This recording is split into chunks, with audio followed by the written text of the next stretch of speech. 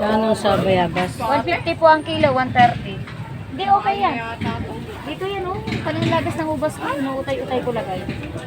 Sa lagas lang yan. Ay, niya, okay lang. 280 po. Ganda. Mamaya na gusto niya, malalaki, maliliit. 130 lang po dyan, 120 yung taas. Isa lang. 40.